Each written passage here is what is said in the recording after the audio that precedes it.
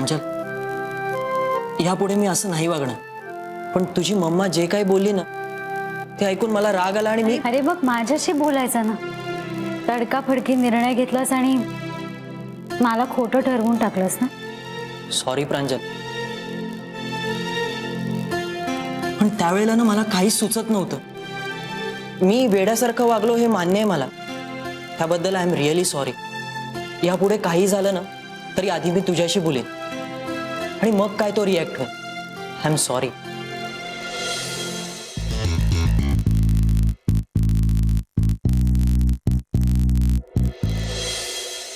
राया, तू मला आधी सांग, आता काय करायचंय पुढे? तुझी मम्मा जर घर जावई या प्रकारावर अडणार असेल ना तर माझा नक्कीच नकार आहे.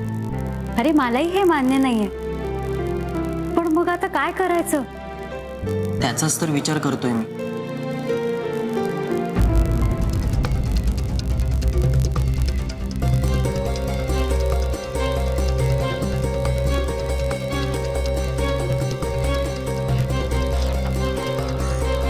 माहिती होतं मला तू इथे असणार हे माहिती होतं मला.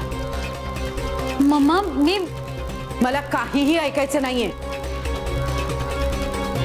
मी तुला एक दिवस शपथेतून मोकळं केलं, पण तू माझी शपथ मोडून पुन्हा इथे आलीस ना.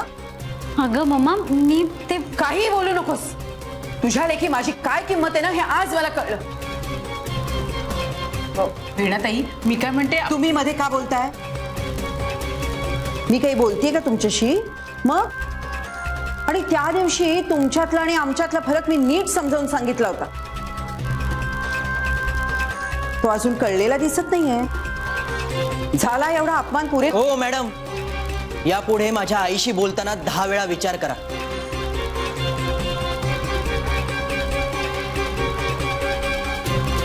आणि तुम्ही आमच्या घरामध्ये उभे आहात हे विसरू नका.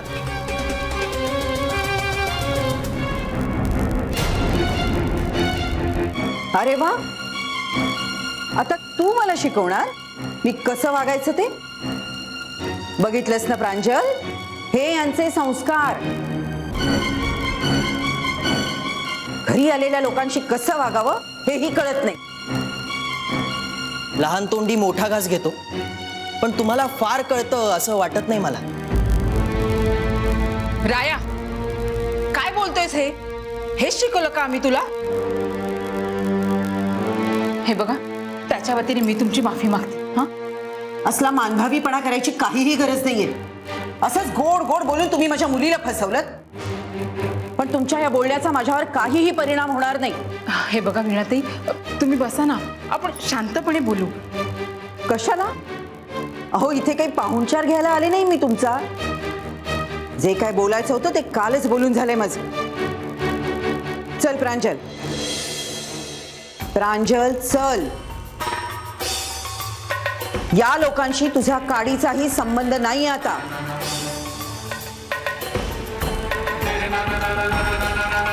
असं कसं मम्मा? तोंड वर करून मला विचारतेस तर ऐक, आणि तुम्ही सगळेच ऐका. प्रांजल, तू जो दुसरा मुलगा निवडला होतास ना, तो माझ्या अटी सकट तुझ्याशी लग्न करायला तयार आहे. मी आत्ताच त्याच्याशी लग्नाची बोलणी करून इथे आली. अहो, पण रायास आणि प्रांजलचं एकमेकावर प्रेम, त्याचा आता काहीही संबंध नाही. मी यांना 2दा संधी दिली होती, ती त्यांनी वाया घालवली. आता मी ठरवलेल्या मुलाशीच हिला लग्न करावं लागेल. चल प्रांजल. नाही मम्मा, मी त्या मुलाशी लग्न नाही करणार. मला रायाशीच लग्न करायचंय. नाही प्रांजल, आता तुझ्या मनासारखं नाही होणार. माझ्या एका मुलीचं आयुष्य याच प्रेमापोटी बर्बाद झालं होतं, पण आता दुसऱ्या मुलीच्या बाबतीत मी हे होऊ देणार नाही. प्रांजल, तुझ्या लेखी तुझ्या मम्माच्या शब्दाला काहीच किंमत नाहीये. तो शब्द माझ्या प्रेमाच्या आड येणार असेल ना तर नाही. म्हणजे तू तुझ्या मम्माचं ऐकणार नाहीस? नाही,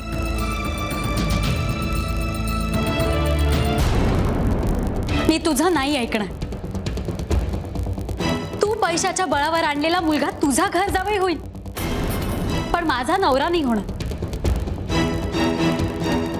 तू तुझ्या तालावर नाचे ग, पण मला सुखी नाही ठेवू शकणार. असा नवरा मला नकोय. अगं हे सगळं मी तुझ्या भल्यासाठी करते ना. माझ्या भल्यापेक्षा नाही यात मी प्रियासारखं तुझं होऊ देत नाहीये. हा तुझा मोठेपणा जास्त दिसतोय. प्रिया ताईच्या चुकीची शिक्षा मला का देतेस? प्रांजल, 1 मिनिट.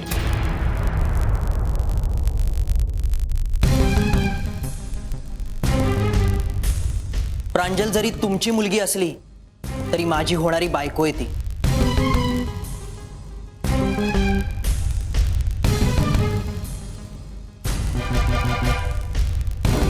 त्यामुळे तिच्यावर कोणीही हात उचललेला मला चालणार नाही.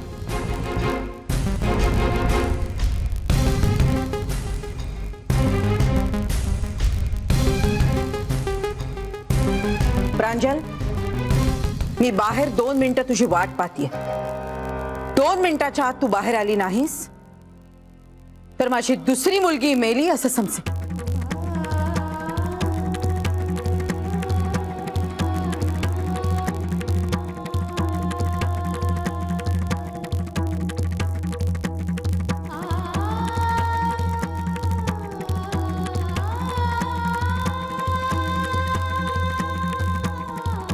प्रांजल, जा बाळा.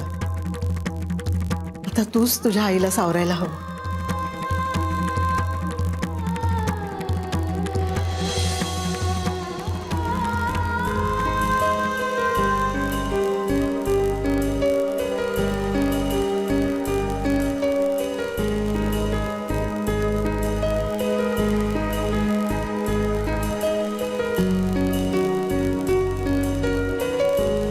मम्मा चल.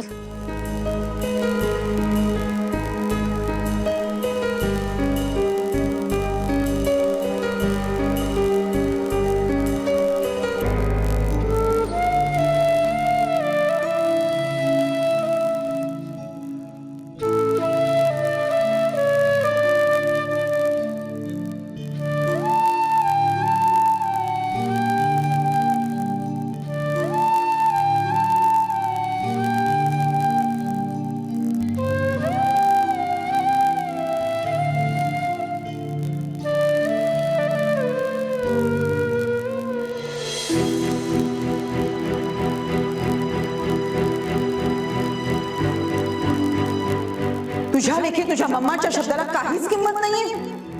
तो शब्द माझ्या प्रेमाच्या आड येणार असेल ना तर नाही. प्रांजल जरी तुमची मुलगी असली तरी माझी होणारी बायको आहे ती. तू पैशाच्या बळावर आणलेला मुलगा तुझा घर जावई होईल, पण माझा नवरा नाही होणार. वीणा, वीणा, मी काय म्हणतोय ते ऐकणार का जरा? हे बघ, झालेल्या प्रकारामध्ये प्रांजलची काहीही चूक नाहीये. मीच तिला चिटणवीसांच्या घरी घेऊन गेलो. मग मी काही म्हणाले तुम्हाला? हाच तर प्रॉब्लेम आहे ना. आम्हाला पाहिजे असतं ना तेव्हा तू काही बोलतच नाहीस. आता तुम्ही बोलताय ना तर तुम्हीच बोला. वीणा, अगं प्रांजल आणि रायामधले गैरसमज दूर व्हावेत एवढाच हेतू होता माझा. मिस्टर प्रधान, राया चिटणवीस हा विषय माझ्या पुरताच संपला आणि तुम्ही या विषयावर बोलू नये असं मला वाटतं. वीणा, वीणा, अगं आपल्या प्रांजलच्या आयुष्याचा प्रश्न आहे हा. एवढी काळजी वाटते तुम्हाला मुलीबद्दल?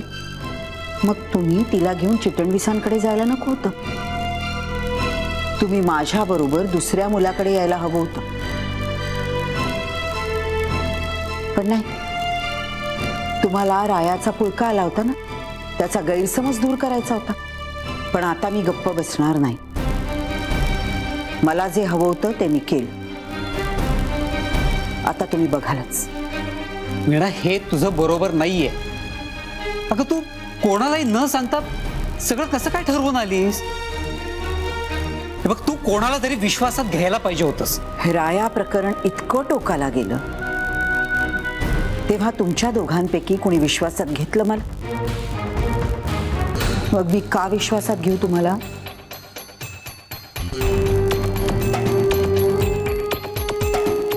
एक आधीचा अनुभव गाठीशी असूनही तुम्ही असे वागला. वीणा, हे बघ, मला जे योग्य वाटलं ना तेच मी केलं. मग मीही मला जे योग्य वाटलं तेच केलं.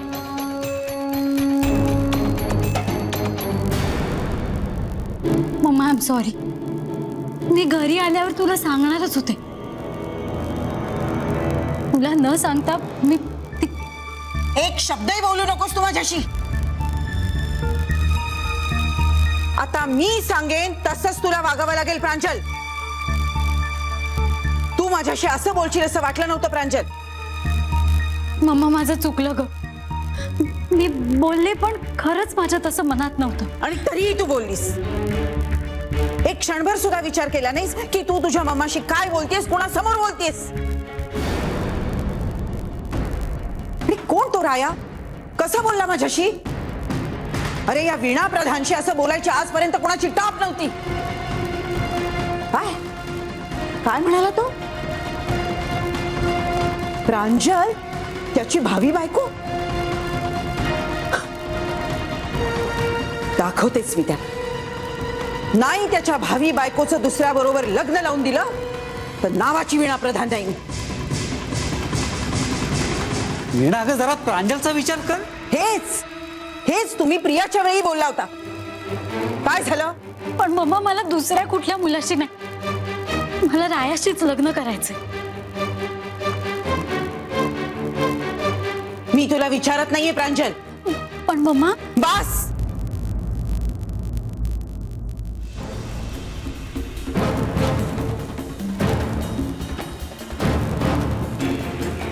मी काय सांगते ते नीट लक्ष देऊन ऐक.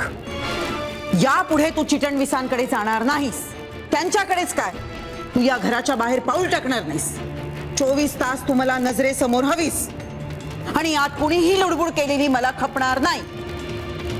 आता हे ठरलं म्हणजे ठरलं म्हणजे ठरलं.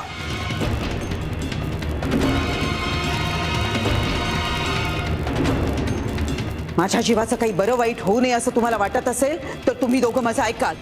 नाहीतर माझा निर्णय घ्यायला मी मोकळी आहे.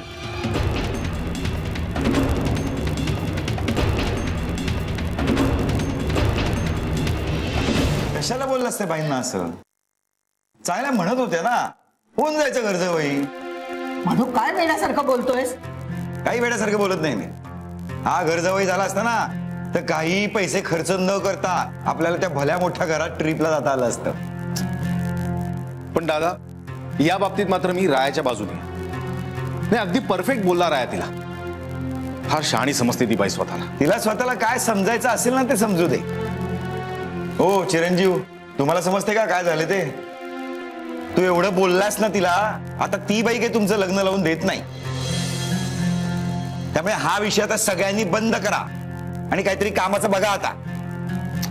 अरे दादा, तो बघेल कामाचं काहीतरी, पण तू एक गोष्ट लक्षात घे, आईनी प्रांजलला फायनल केलं आहे. त्यामुळे प्रांजलच आता ह्या घरात सून म्हणून येणार. अगदी बरोबर आहे भाऊजी तुमचं.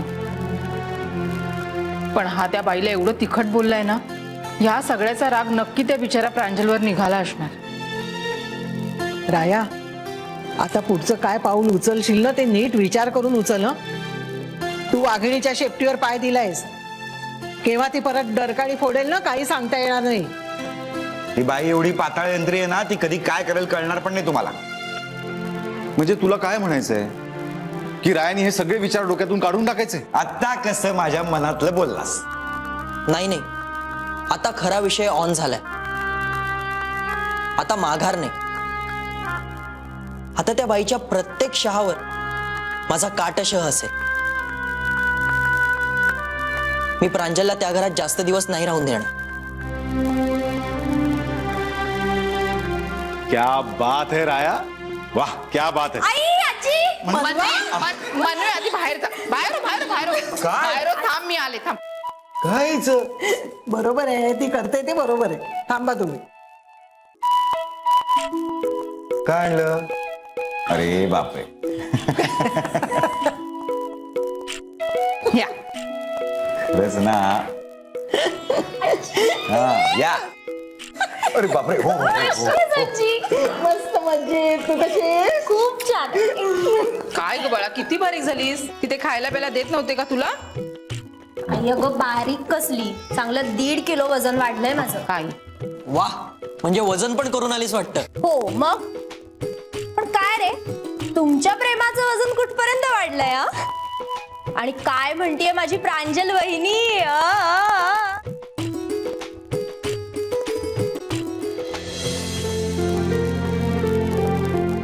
मनवे, आल्या आल्या हे बरं बोलायचं सुचलं तुला. आमच्यासाठी सांगितलेल्या गोष्टी आणल्यास की नाही? हो आजी, सगळं काही आणलंय मी. तुझ्यासाठी स्वेटर, आजोबांसाठी शाल आणि बाबांसाठी माकड टोपी आणलीये. छान. मी माझं केलं तेवढं माकड पुरेसं झालं नाही वाटतं. अरे मनवे वेडे, त्याला माकड टोपी नाही कान टोपी म्हणतात. हो गाई, तेच ते. हे बघ, आता ते सगळं नंतर सांग. आजोबा तुझी वाट बघतायत, जा. हो हो, मलाही त्यांना भेटायचंय. ती पण बॅग घे. अरे तुम्हाला उशीर का झाला? बाबा काय सांगू तुम्हाला, आपलं रेल्वे खाते म्हणजे ना, ए अहो म्हणजे चुकून रेल्वे 3.5 तास लेट होती म्हणून उशीर झाला. नाही, होऊ शकतं काही कारणामुळे असं कधी कधी. हो, पण तुमचं हे कधी कधीचं कारण आज मात्र आपल्या पथ्यावर पडलं. हा का हो? अहो, हे वीणाताई प्रकरण मनवासमोर नाही घडलं हे एका अर्थी बरंच झालं ना. ए पण राय, तू एक काम कर, तू प्रांजलला फोन कर आणि विचार की ह्या सगळ्या प्रकारामुळे तिच्या घरी फार प्रॉब्लेम नाही ना झाला. खरी गे.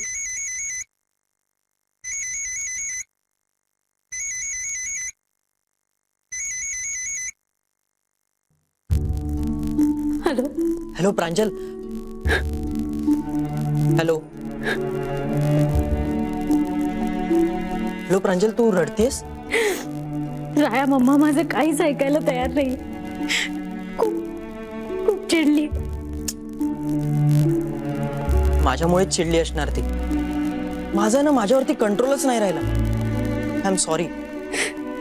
खरंच रे, मी पण खूप बोलले तिला. आपलं चुकलंच. हो, पण तुझी मम्मा पण चुकीचंच बोलत होती ना. ही पण घरी गेल्यावर तुला फार काही बोलली नाही ना ती? नाही, फार नाही. म्हणजे बोलली. काय बोलली? राया, मम्मानी खरंच माझं लग्न करायचं ठरवलं आणि ती ते लवकरात लवकर करायचा प्रयत्न करते. काय? हो. आणि आता ती म्हणाली की घरातनं अजिबात बाहेर जायचं नाही. 24 तास तिच्याच समोर राहायचं. सगळं माझ्यामुळे झालं. तुझ्यामुळे झालं? म्हणजे तू एकटाच प्रेम करतोस का माझ्यावर? माझंही प्रेम आहे ना तुझ्यावर. याला आपण दोघेही जबाबदार आहोत. आणि मम्माला आपलं प्रेम मान्य नाहीये म्हणून तिने माझं लग्न दुसऱ्याशी करायचं ठरवलं. हे पण तुझ्या पप्पांना हे लग्नाचं माहिती होतं का? नाही, पप्पांनाही घरी आल्यावरच कळलं. अशी कशी तुझी मम्मा एवढा मोठा डिसिजन एकटीनेच घेतला? हो रे, या घरात फक्त तिचंच चालतं. पप्पा शांतपणे सगळं ऐकून घेतात. पण तुला माहितीये का, यावेळी पप्पांनी सुद्धा खूप प्रयत्न केले. त्यांनाही हे लग्न मान्य नाही, पण मम्मानी त्यांचंही काहीच ऐकलं नाही. म्हणजे आता आपल्यालाच काहीतरी करावं लागणार.